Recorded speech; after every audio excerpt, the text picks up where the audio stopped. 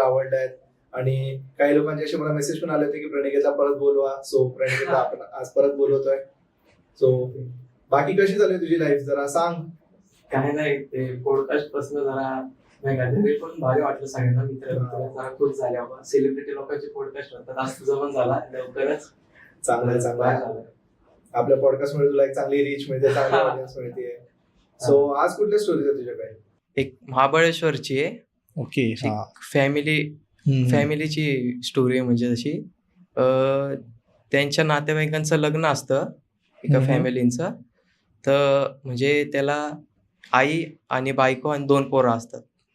तर ते महाबळेश्वरला आपलं लग्नासाठी जातात. ओके. तर तिकडं आपला जे हॉल असतात ना, हॉलचे घर बीर हे ते सगळं काही नाही का.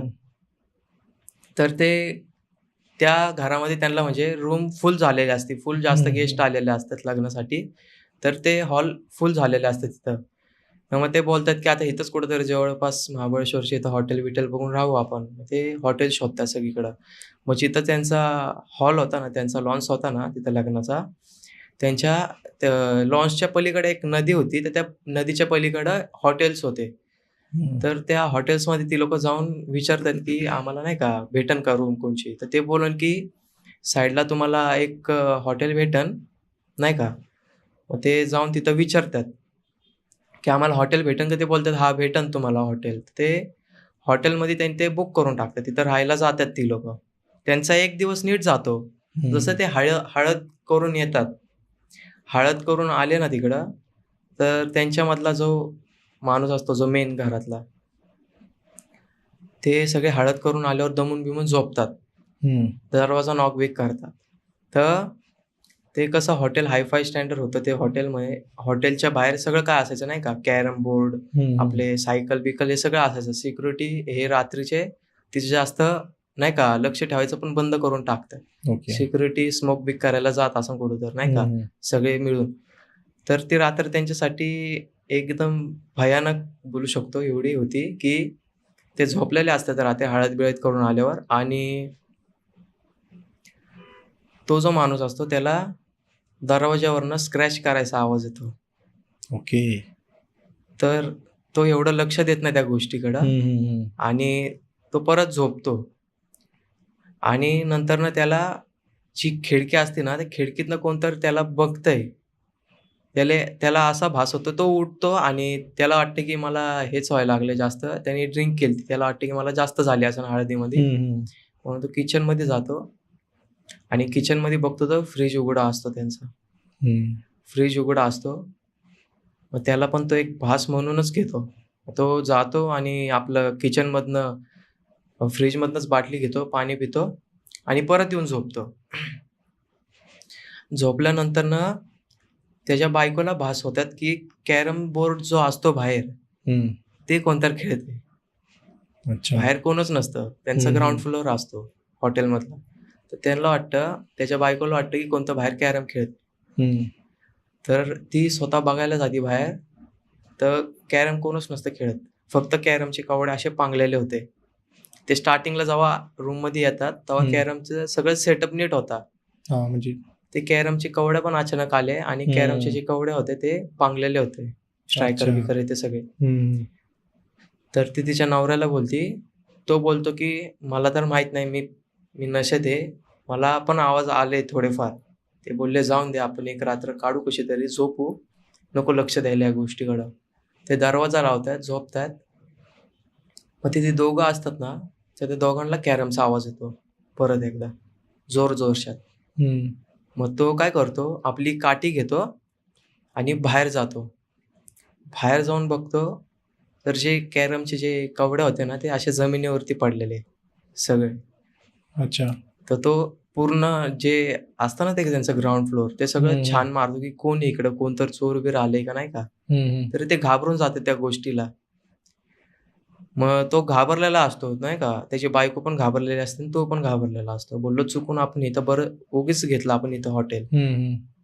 ते बोलले जाऊन दे आता, कसे तरी एक रात्र काढून टाकू. आणि तिथं सिक्युरिटी गार्ड्स पण त्यांना दिसत नाही. मग ते येतात आपले. तो झोपत नाही, त्याची बायको आहे ना ती झोपत असते. अच्छा. तो जागा असतो आणि त्याची जी बायको झोपलेली असते तर तिला आवाज ऐकायला येतात बाहेर की तू बाहेर आहे. आणि तो जागाच असतो, त्याला आवाज येत नाही. पण त्याची जी बायको असते ना, तिला दारापासून आवाज येतो की तू बाहेर आहे, ओके. तुझ्याशी मला जरा बोलायचंय, तू बाहेर आहे. मग ती उठते आणि त्याच्या नवऱ्याला सांगते की मला असा असा आवाज येतोय, तुम्हाला येतोय का? मग तो बोलतोय की मी आता इथंच थांबलोय, मी लक्ष ठेवते, मला काहीच आवाज येत नाही, तुला कसं काय आवाज यायला लागलाय? ती बोलली बघा मला परत एकदा आवाज येतोय, तू बाहेर आहे, तू बाहेर आहे. ओके. मग ते घाबरून कसे तर ते दोघं जागे राहतात त्या दिवशी. ते दोघं जागे राहतात आणि जो कॅरमचा जो बोर्ड असतो ना, तो पडून जातो सगळा. खाली. पडून जातो. तर ते दोघांना आवाज येतो त्या गोष्टीचा. तरी ते लोक लक्ष देत नाही त्या गोष्टीकडं. मग जसं ते झोपतात, रात्र जास्त झाली असते, त्यांच्या डोळ्यावरती गुंगी येते. जसे रात्रीचे 3 वाजतात ना, तर ती खिडकीच्या समोरनं ना त्यांना हिरवी साडी घालून बाई दिसते एक. ओके. त्याच्या बायकोला. ती बोलती की मला इकडनं एक बाई दिसली जाताना, हिरवी साडी घालून गेली. तर ती कोण असन ते तर नाही माहिती.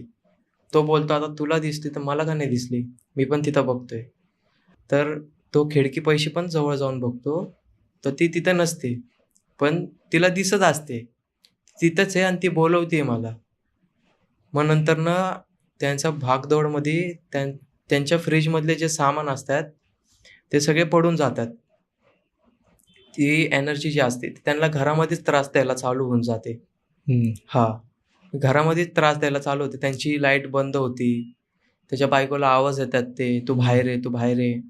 त्या रात्री ती लोक दरवाजाच उघडत नाही आणि ते कॉल करायला जातात त्यांच्या तिकडच्या पलीकडच्या जे आहेत ना गेस्ट लोक, त्यांचे नातेवाईक, त्यांना फोन करायला जातात, पण फोनला सिग्नलच नसतो त्यांच्या.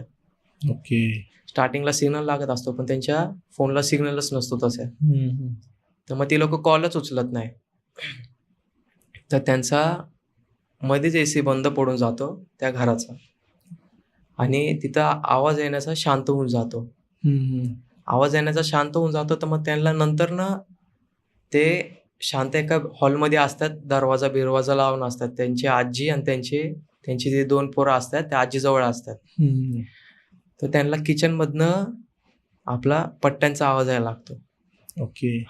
किचनचा दरवाजा बंद होतो त्यांचा आणि त्यांना किचनमधनं पट्ट्यांचा आवाज येतो की कोणतं जेवण बनवते, कोणता भांडी घासते, असा आवाज येतो.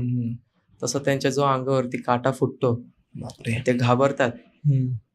ते बोलतात की सकाळ कधी होती आणि आम्ही इकडनं पळून कधी निघतोय. आणि सिक्युरिटी गार्ड लोकांचे पण आवाज नाही. आणि तिथं जे हॉटेलचे फोन्स असतात ना की तुम्ही मॅनेजरला कोणाला तरी कॉल करू शकता, त्याचे पण सिग्नल गेलेले असतात. ओके. तर अशी ती इन्सिडेंट झाली आणि ते जसे सकाळ होती, सकाळ झाल्यानंतर ना ती लोक बाहेर निघतात आणि जो कॅरम बोर्ड असतो तो व्यवस्थित असतो. म्हणजे सगळं फक्त रात्री रात्री सगळं झालेलं असतं. कॅरम बोर्ड आहे ना तो नीट असतो, फक्त किचनचा दरवाजा उघडा नसतो सकाळचा. तर ते सामान बिमान पॅक करतात. किचन मध्ये पण थोडंफार सामान राहिलेलं असतं, पण ते त्यांच्याकडे लक्ष देत नाही. तर ते मॅनेजर हे ते बघायला जातात. तर ते तिथं पण कोणच नसतं. त्या मॅनेजर तिथं आपला जो सिक्युरिटी गार्ड असतो तो दुसऱ्या हॉटेलचा असतो. तर ती लोक विचारतात की आम्हाला असा रात्री त्रास झालाय. तर ते बोलतात की सर हे हॉटेल आपलं 10 वर्ष झाले बंद झालंय. हे हॉटेल फक्त रिनोव्हेट करत असतात की कोण गेस्ट आले की त्यांना राहायला. पण असे इन्सिडेंट तुमच्या पण पहिले खूप जणांना झालेले आहेत. काही जण त्या हॉटेलमध्ये पण एक्सपायर झालेले आहेत. अशी इन्सिडेंट झाली, पण तुमच्यावर अटॅक नाही केला, ती तुमच्यासाठी चांगली गोष्ट आहे. काहीकांना मारलं पण आहे त्या ह्याच्यामध्ये हॉटेलमध्ये. तर त्या हॉटेलमध्ये ती इन्सिडेंट होत असती. त्या हॉटेलचं नाव माहिती आहे मला, पण मी नाही घेऊ शकत. हॉटेलचं नाव नको. तर मी नाही घेऊ शकत त्या हॉटेलचं नाव. पण तिथं असे इन्सिडेंट झाले आणि तिथं ते लग्नात जातात. त्या दिवशी ते लग्नात जाऊन त्या माणसाला सांगतात की अशी इन्सिडेंट झाली माझ्यावर. ते बोलले तू त्या साईडला तरी कशाला गेला हॉटेल बघायला, आम्ही तुझ्यासाठी चांगलं म्हणजे जागा करून ठेवलेली एक. जे गेस्ट होते त्यांना अर्जंट काम आलं म्हणून ते गेलते, मग तुम्ही इथं राहिले असते. पण ते बोलले की आम्ही हळद झाल्यानंतर ना तर इकडं राहू नाही शकत. तर मग त्यांचं लग्न बिग्न सगळं झालं. मग नंतर ना त्यांना बाहेर गेल्यावर इन्सिडेंट कळाले की तिथं पहिले स्मशानभूमी होती आणि त्या स्मशानभूमीच्या हे म्हणजे ते जुनं स्मशानभूमी झालतं. कधीच असं ते काय माहित नाही. पण तिथं ते हॉटेल उभं केलं वाटतंय. ओके. हा, तर त्या हॉटेलमध्ये असे इन्सिडेंट भरपूर जणांवर झाली म्हणून ते हॉटेल बंद करून टाकलं. ते का असले तिथं इन्सिडेंट होते तिथले. हॉटेलमधले एक इन्सिडेंट आपल्याला बघ, आपला एक अगोदर एक गेस्ट आला होता अजय म्हणून, त्याने पण आपल्याला एक हॉटेलचा इन्सिडेंट सांगितला होता की ते लोक कुठेतरी रिसॉर्टवरती गेले होते आणि तिथे काहीतरी 4 लोकांचा मृत्यू झाला होता, पण ते कळालंच नाही की कसे मेलेत. तर ते म्हणजे ते पार्टी वगैरे करत होते काहीतरी स्विमिंग पूलच्या तिथे. तुम्हाला आय बटनवरती तो व्हिडिओ सापडेल. तर अजयने पण आपल्याला एक असा हॉटेलचा किस्सा सांगितला होता की जिथे त्यांचा जो ग्रुप होता त्यांच्या ग्रुपमधले एक 3-4 जण मेले आणि ते कसे मेले याचा पत्ताच लागला नाही. पोलीस केस पण झाली होती, हॉटेलमध्ये इन्व्हेस्टिगेशन पण झालं भरपूर. आणि पण तेव्हा त्याने एक सांगितलं होतं की जेव्हा पोलिसांनी त्यांचा मोबाईल बघितला ना, तर त्या मोबाईलमध्ये त्यांना असं स्ट्रेंज गोष्टी दिसल्या, जसं म्हणजे एक अशी सावली दिसल्यासारखं झालं त्यांना मोबाईलच्या त्या फोटोजमध्ये. अच्छा. त्याच्यावर मग त्यांनी असा तर्क लावला की पॅरानॉर्मल काहीतरी यांच्यासोबत घडलं असेल. ते एक अजून एक हॉटेलचे किस्से होते की जी छोटीच आहे. म्हणजे जे फ्रेंड्स लोक होते ना ते आपल्या फार्म हाऊसला आलते फिरायला. म्हणजे ते फार्म हाऊस आपलं गोल्ड व्हॅली साईडला असन, लोणावळ्याच्या पुढं असन. तर तिथं फार्म हाऊस होतं. तर ते फ्रेंड्स लोक चिल करायला आलते तिथं. म्हणजे त्यांना पोरं बाळा असन, पण त्यांनी टाइम काढून आलते ते नाही का, सुट्टी म्हणून. आपण पण आपल्यासाठी काहीतरी टाइम काढू फ्रेंड्स लोकांचा. तर ते तिथं एन्जॉय करायला गेले. रात्रीचे आपले ड्रिंक करून सगळे हॉटेलमध्ये होते त्या फार्म हाऊसमध्ये. तर तिथं तो स्विमिंग पूलमध्ये ती लोक फिरायला म्हणजे आपले पवत होते स्विमिंग पूलमध्ये. ते ऑन झालते फुल पिऊन सगळे. ते स्विमिंग पूलमध्ये सगळे होते फ्रेंड्स लोक. आणि त्यांच्यातला एक मित्र होता ना, तर ते त्यांचा जो स्विमिंग पूल होता ना त्याच्या स्विमिंग पूलच्या समोर एक बंगलो होता समोर. ओके. हा, तर तो बंगलो होता समोर. तर त्या बंगल्याच्या समोर अशी एक गॅलरी होती वरच्या साईडला. त्यांच्या ते असं बंगलोचा टोक असतो, त्या खाली गॅलरी होती. तर त्या गॅलरीचा दरवाजा उघडा होता. त्या गॅलरीतनं त्यांनी एक बाई येताना बघितली. ओके. व्हाईट कलरची गाऊन घालून ती बाई येताना बघितली आतमध्ये. तो एकच माणूस होता जो फक्त ते स्विमिंग पूलचा बोलतो ना आपण, एक कट्टा असतो तिथं ड्रिंक ठेवलेला असते. तर तो परत मारायला जातो, तर समोर बघतो तर ती बाई बाहेर येते आणि त्याला स्वतःला असा हात करते, इथे. आणि मला सांगताना पण अंगावर काटे येतं. पण त्याला कसं झालं असेल ती गोष्ट, ती समोरनं बोलवती. कोणाला विश्वास बसन का नाही बसन, पण बोलत होती. मला सांगितलेलं मित्राने असं झालं. तर मागची जे होती ना त्याचे मित्र लोक, ते बघायला लागले हा तिथं का जास्त वेळ बघतोय. तर ते पण बघायला लागले की त्यांना पण ती दिसली की ती बोलवती. तर सगळ्यांना दिसली ती बोलवती आणि ते सगळ्यांची फाटून हातात आली. तर त्यातला जो मेन होता ना, ते करणारा होता तो सगळं काय त्यांचा हँडल, म्हणजे काय बोलतात ते वेटर ते करतात. तर तो बघायला आला की ह्यांना काय पाहिजे का अजून. तर तो बघतोय, तर सगळे शॉकमध्ये आणि वर बघतात ते. तर त्या वेटरनी पण बघितलं की त्या बंगलोच्या इथनं ती बाई बोलवते त्यांना. ओके. ती हातच करत होती त्यांना. तर त्याने काय केलं, वेटरनी त्यांना एकाला स्विमिंग पूलमधनं बाहेर काढलं, आतमध्ये घेऊन गेले.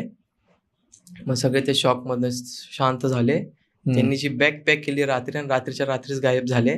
आणि जो होता ना त्यांना बाहेर काढणारा, तो हॉटेलमध्ये जो सांभाळत होता, तो सगळं काय त्यांनी पण सोडून टाकली ती नोकरी. ओके. एवढे बेकार इन्सिडेंट झालं. म्हणजे बंगलोच्या समोर असं इन्सिडेंट होते तर बापरे. असे जुने पडलेले जे असतात वास्तू, त्याच्यामध्ये मोस्ट ऑफ द टाइम असतं की तिथे कोणती स्पिरिट किंवा एखादा घोस्ट वावरत असेल. असं एक किस्सा होता माझ्या होमटाऊनचा आहे की तिथे पण एक म्हणजे आमच्या सिटीपासून खूप दूरवरती असं हवेलीसारखं, हवेली पण नाही म्हणता येणार, एक छोटासा वाडाच होता. 4 रूमचा वाडा असा होता तो. तर तो जो भरपूर दिवसापासून बंद पडलेला आहे आणि तो चांगलाच जुना आहे, म्हणजे एक असेल 70-80 वर्ष जुना वाडा असेल तो. तर तिथे कोणी राहत नाही, त्याच्या आजूबाजूला सगळे शेतच आहेत. शेत म्हणण्यापेक्षा जंगल असं म्हटलं तरी पण चालेल. तर मुलांनी काय केलं होतं की त्याला असं एक फोटोग्राफीचा हे केला लोकेशन, की एक म्हणजे असं एकदम एन्शंट वाडा आहे, तर तिथे आपण फोटो वगैरे काढू, भारी वगैरे फोटो निघतात. तर असं खूप त्याचा अतिरेक झाला होता तिथे. तर एक दिवस काय झालं, आता तिथे रात्रीच्या टाइमला पण चांगले फोटो निघतात जर पूर्ण चंद्र असेल तर, जसं हम्म. पौर्णिमा वगैरे असेल तर. हम्म. तर असाच एक मुलांचा ग्रुप गेला होता तिथे रात्रीच्या टाइमला फोटो काढायला. हम्म. आणि त्यांनी काय केलं, खूप चांगले प्रॉप्स वगैरे घेऊन गेले होते तिथे, लाईट्स वगैरे घेऊन गेले. आणि ते म्हणजे असे ते इंस्टाग्रामवरचे मॉडेल टाईपमध्ये, तर त्यांनी लाईट्स घेऊन गेले, प्रॉपर कॅमेरा वगैरे घेऊन गेले, ते सगळं प्रॉपर तिथे सेटअप वगैरे केला त्यांनी. आणि अंधार पाडायची वाट बघतायत फक्त. त्यांनी अगोदरच केलं होतं, जेव्हा म्हणजे संध्याकाळच्या टाइमला सगळा सेटअप केला हम्म. आणि अंधार पडायची वाट बघतायत. तर त्यांचं चालू होतं चिल करणं, मग त्यांचं ते ड्रिंक वगैरे करू दे आणि थोडी त्यांची पार्टी वगैरे चालू होती. आणि असे 7-8 मुलांचा ग्रुप होता तो, अच्छा. गाडीने गेले होते, कार वगैरे घेऊन. जसा अंधार पडला मग यांनी त्यांची कॅमेरा वगैरे ऑन केले, लाईट्स वगैरे ऑन केले आणि ते फोटो काढतात.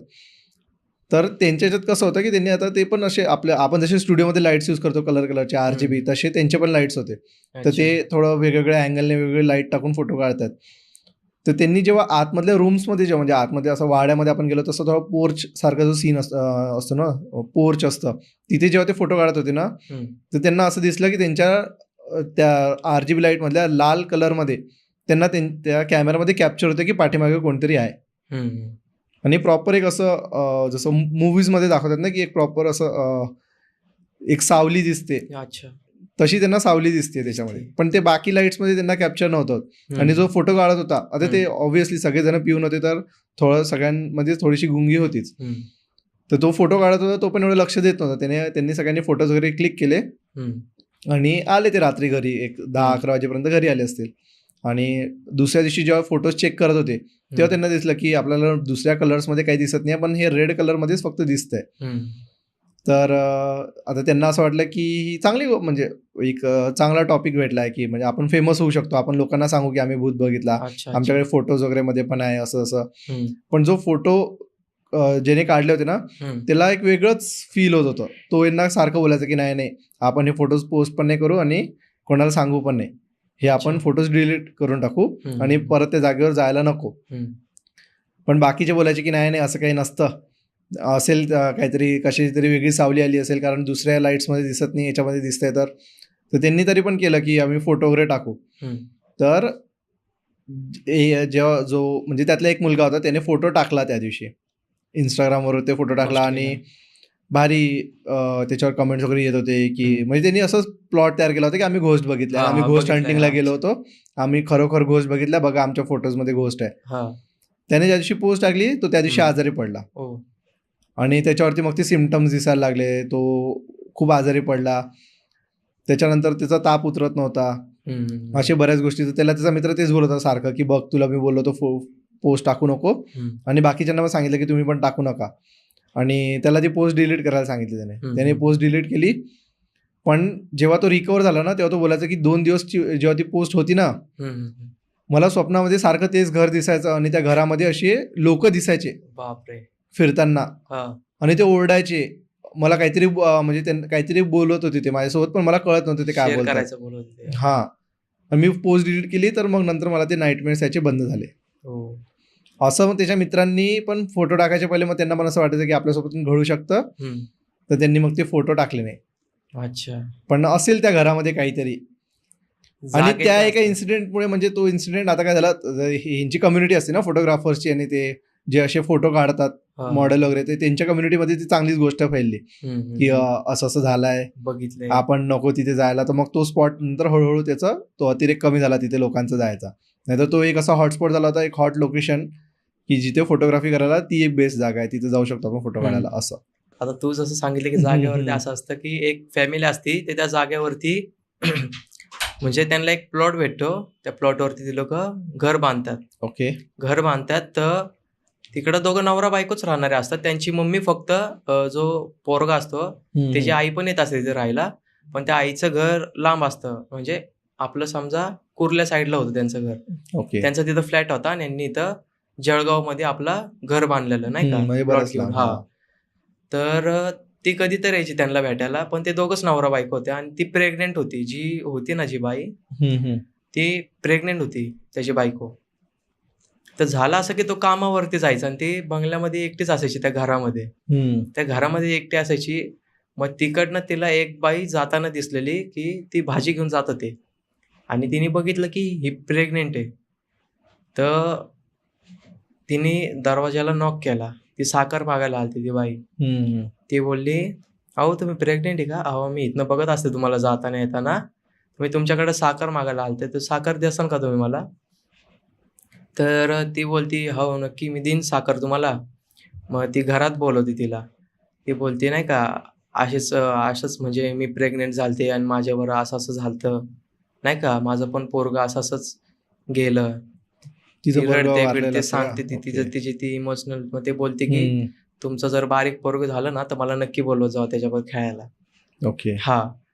तर मग ती बोलते नक्की बोलू. मग ते जसे ते आडोस पडोसवाले बोलतात ना, ते मैत्रीण होऊन जातात. हम्म. तशी ती पण त्याची एक मैत्रीण होऊन जाते त्यांच्या जवळपास. ती बोलते की मी इथंच राहते जवळ. हम्म. मग ती कधी आयुष्यात तिला घर नाही दाखवत तिचं. ते एक दिवस ती सारखी सारखी येत असते तिच्या घरामध्ये. तिचा नवरा पण बोलतो की शेजारी एक चांगली मैत्रीण झाली आहे माझी. हम्म. मग तो बोलतो की भेटव मला एकदा. मग ती बोलती काय माहिती आज आज आली नाही, नाही तर ती रोज दुपारची येते मला माझ्याबरोबर नाही का बोलायला. हम्म. तर ती आज आली नाही. मग तो जातो कामावरती सकाळ झाली की त्याच्या रोजच्या कामावरती. तर ती जी बाई असती ती दरवाजा नॉक करते तिचा. ती बाहेर जाते तर दरवाजापाशी कोणच नसतं. ओके. तिला वाटतं की ती आली. हम्म. ते मग दुपारच्या तडाख्यात तीनच्या तडाख्यात असं म्हणजे दुपारच्या ह्याच्यात. हम्म. मग परत दरवाजा नॉक होतो. ती जाते दरवाजापाशी आणि ती जी बाई असती ती तिथंच असते. ती बोलते, अहो का हो तुम्ही आले नाही 2 दिवस झालं नाही का घरी? मग ते एकदम शांत शांत येऊन बोलते की मी जरा बाहेर गेलते. मला त्रास होत होता म्हणून आम्ही जरा बाहेर गेलतो फॅमिली. तुला सांगितलं नाही नाही का, सॉरी बिरी बोलायला लागली. ती आली घरामध्ये तिच्यावर बोलायला लागली आणि ती पाणी घ्यायला गेली तिच्यासाठी. पाणी घ्यायला गेली तर मग ती असं हॉलमध्ये येऊन बघते तर ती गेली असती. गायब ओके. झालेली असती. गायब झालेली असती आणि तो दरवाजा असतो तो बंद असतो. मग ती घर छान मारते वरती खाली बेडरूममध्ये त्यांच्या नाही का. तर ती नसती त्या हॉलमध्ये बेडरूममध्ये कुठंच नसती. ती म्हणते ती गेली तरी कुठं. मग तिचा परत दरवाजा नॉक करायचा आवाज येतो. ओके. ती परत दरवाजापाशी जागते आणि ती ह्याच्यातनं बघते आपला ती दुर्बीण असते ना दरवाजाची त्याच्यातून बघते तर दरवाजासमोर कोणच नसतं. पण दरवाजा नॉक करायचा आवाज येतोय.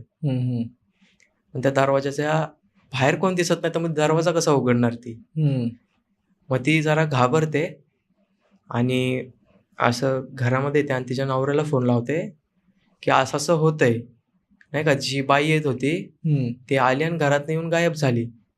तो बोलतोय तू काहीतरी केलंय बहुतेक, मला येऊन दे. मग त्याची जी आई असते ना त्या मुलाची, तो त्या आईला घेऊन आपला येतो म्हणजे कोणचं गाव आपलं जळगाव. जळगावला येतो. आणि जळगावला आल्यावर ती तिच्या सासूला पण सांगते की असं असं झालंय माझ्यावर. ती तिची नजर बिजर उतरवते. नजर उतरल्यानंतर ना ती बोलते की काय झालं तुझ्याबरोबर नक्की असं ते सगळं सांगते तिला. ती बोलते की असं असं होत होतं. ती बोलते की प्रेग्नेंट बायका ते बोलतात आपल्या मराठीमध्ये पद्धत असते की ते काय बोलतात ते प्रेग्नेंट बायकांनी जास्त बाहेर निघायचं नाही आणि नाही का बाहेरचं जास्त काय खायचं नाही. जे असेल ते घरातलं सगळं काय. आणि नजर बिजर लागते बोलतात नाही का कोण पोटाशी असलं तर. अच्छा. हा. तर ती तिची सासू पण त्याच दिवशी असती त्या घरामध्ये आणि तिचा जो नवरा असतो तो पण असतो त्या घरामध्ये. तर होतं असं की ती झोपलेली असते आणि तिला दरवाजा जोरात जोरात ठोकायचा आवाज येतो की उघड दरवाजा उघड दरवाजा. ते पोरगं माझं मी घेऊन जाणार. बापरे. तू दरवाजा उघड. ती घाबरून उठते आणि तिच्या सासूला सांगते. सासू गाढ झोपलेली असते. तिच्या नवऱ्याकडे जाते, नवरा गाढ झोपलेला असतो. ती बोलते की दार उघड मला तुझ्या पोराला घेऊन जायचंय. तर ती काय करते आपटापटी चालू करते घरातनं की कोणतरी उठलं पाहिजे बाबा माझ्यासाठी आणि तिला दडपून घेतं. ते जी असते ना एनर्जी तिला दडपून घेते ती. ओके. ती पोरालाच घेऊन जाणं. तिची सासूला जाग येते आणि तिची सासू बोलते की हिला असं सोफ्यावरती चिटकली आणि हिच्या अंगात काहीतरी ती एनर्जी त्रास देते हिला. अच्छा. हा. तर तिची सासू उठते आणि तिकडचा जो आसपासमध्ये तिचा जो कोणतो ओळखीचा असतो जो म्हणजे नाही का तांत्रिक येते त्यांना कॉल करते त्यांच्या नातेवाईकांना. ते नातेवाईक लोक नंबर देतात त्यांना. तर ते बोलतात की तुमच्याकडं जो लिंबू असेल ना त्याला तुम्ही तुमच्या दारापासून रात्रीचं 12 वाजता कापून दोन्ही साईडला फेकून टाका. हा मग ती एनर्जी असणार ना ती येणार नाही त्या दिवशी, आणि मी येतो, तुम्ही मला हे संपर्क करा आणि मी येतो तुमच्या इथं, जे जिथं होते ना ते मी तिथं येतो. तर ती येते, म्हणजे तो जो स्पिरिट असतो ना तिच्या मागं लागलेला असतो ती येत नाही त्याच्यानंतर त्या घरापाशी. अच्छा. आणि ती जी सासू असते ना ती कॉल करते की तुम्ही येताय का नाही. मग तो बोलतो की मला 2 दिवस लागन यायला, 2 दिवस लागन. मग ती जरा टेन्शनमध्ये येते. मग तो बोलतो की तुम्हाला जे सांगितले ना तुम्ही ते रोज रात्री करत जावा, ओके. नाही तर ते तुम्हाला त्रास देत बसन तुमच्या पोरीला. तो बोलतो की तुमच्या पोरीला जेव्हा तुम्ही येत होते ना तिकडे घर बांधायला तेव्हा ती जी हवा असते ना ती आत्मा जिचा पोरगा वारलेला असतो पोटामध्ये, ती हवा फिरत होते आणि त्या हवेने हिला झपटून घेतलेलं वाटते. ओके. हा, तर म्हणून ती बोलते की मला तुझा पोरगा पाहिजे आणि मला तुझा पोरगा भेटस्तोवर मुक्ती भेटणार नाही. तर तो सांगतो, 2 दिवस निघून जातात, तो येतो तसा, तर त्यांची प्रोसिजर चालू ठेवतात लिंबू हे ती करायची, पण तो येतो. आणि नंतर ना तो एक मडकं घेतो आणि बाहेर जातो, काही तर मंत्र बोलतो आणि ती जी पोरगी असते तिच्याकडनं नजर काढून त्या मडक्यामध्ये टाकतात आणि जे गॅस असतो त्या गॅस वरती जाऊन ते मडकं ठेवतात आणि ते गॅस पेटवतात. आणि त्या मडक्यामधनं असं, म्हणजे जे आपण बोलतो ना की स्मशानभूमीमध्ये आपण कोणाच्या तरी मैतीला गेल्यावर वास येतो आपल्याला, तसं त्याच्यातनं वास येत होता त्या मडक्यामधनं. तर तिच्या अंगात जे होतं ना ते बाहेर निघत होतं आणि ती तिथं येड्यावानी करत होती की मी नाही जाणार. आणि तिला तिच्या बॉडीला पूर्ण कंट्रोल करून टाकलेलं त्या स्पिरिटने, धरूनच ठेवलेलं. मी तुझ्या पोरालाच घेऊन जाणार. तिच्या पोरीच्या अंगात शिरून बोलते, पण ती नाही बोलत आहे. अच्छा. तिला तो त्रास होत होता. तर मग ते जसं बाहेर निघत जातं मग तो बोलतो की आता या मडक्यामध्ये केद केलंय मी, आता मी हिला घेऊन जातो आणि विसर्जन करतो पाण्यामध्ये. कारण कसं झालं की जी प्रेग्नेंट बाई होती ना, तुम्ही ज्या हायवेच्या समोर घर बांधलंय त्या हायवेच्या समोरच त्या प्रेग्नेंट बाईचा ऍक्सिडेंट झाला. अच्छा. तिचा नवरा वाचला पण ती वारली. त्याच्यामुळे ती एनर्जी फिरत होती तिथं. आणि तुमची पण पोरगी प्रेग्नेंटच आहे आणि ती तिथं भटकत होती, म्हणून तुम्ही इथं घर बांधायला काढलं आणि तिचा पहिला पाऊल इथं या जमिनीवरती पडला, म्हणून त्या स्पिरिटला कळाला आणि ती तिच्या अंगात शिरली. ओके. ती तिला त्रास द्यायला लागली. ते अशी इन्सिडेंट होती हायवेची. सो थँक्यू प्रणिकेत, तू आल्याबद्दल.